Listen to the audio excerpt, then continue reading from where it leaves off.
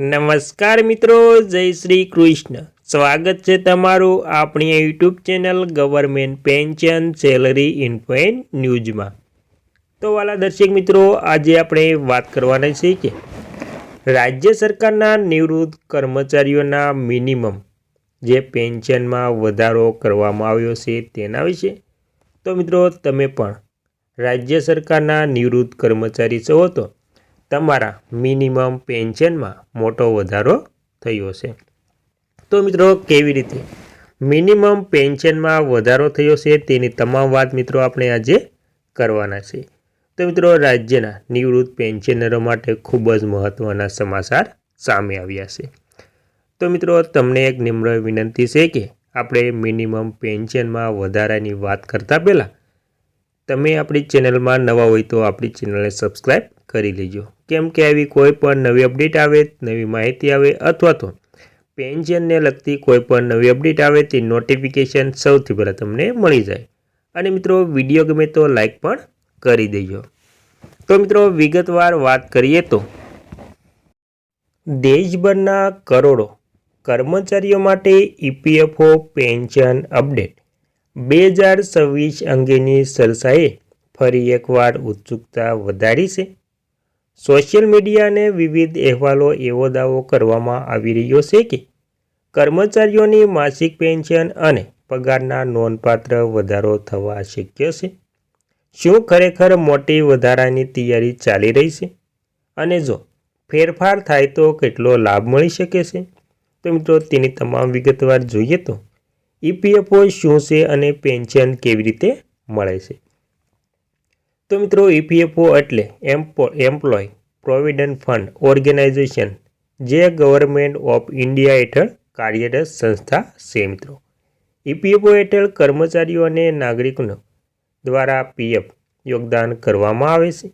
આ સાથે ઈપીએસ એટલે કે એમ્પ્લોય પેન્શન સ્કીમ પણ લાગુ પડે છે, જેના આધારે નિવૃત્તિ બાદ માસિક પેન્શન મળે છે। મિત્રો, અને મિત્રો, ત્યારબાદ હાલમાં ઈપીએસ હેઠળની પેન્શન ગણતરી ચોક્કસ ફોર્મ્યુલાના આધારે થાય છે।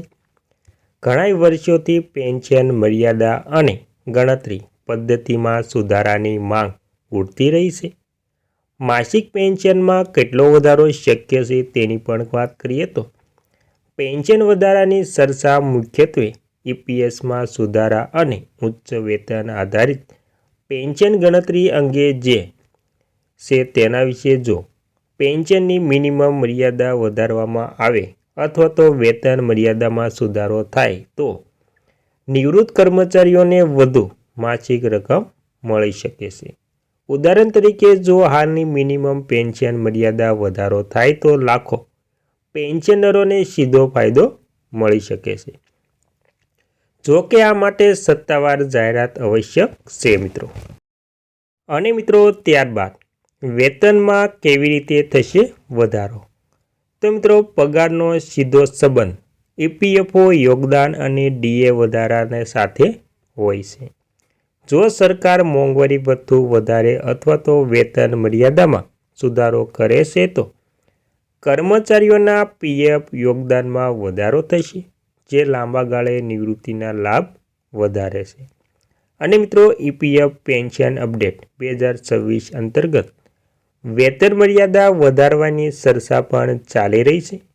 જો આવું થાય તો ઊંચી સેલેરી ધરાવતા કર્મચારીઓને વધુ પેન્શન લાભ મળી શકે છે। ઉચ્ચ વેતન પેન્શન મુદ્દો શું છે? તો મિત્રો, તાજેતરના વર્ષોમાં ઉચ્ચ વેતન આધારિત પેન્શન અંગે મહત્ત્વના નિયમો લેવામાં આવ્યા છે।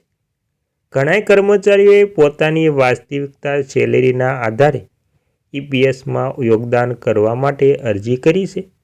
અને મિત્રો, જો આ પ્રક્રિયા વધુ સરળ બનાવવામાં આવે અને વ્યાપક રીતે અમલમાં આવે તો નિવૃત્તિ બાદ મળતી પેન્શન નોંધપાત્ર રીતે વધી શકે છે।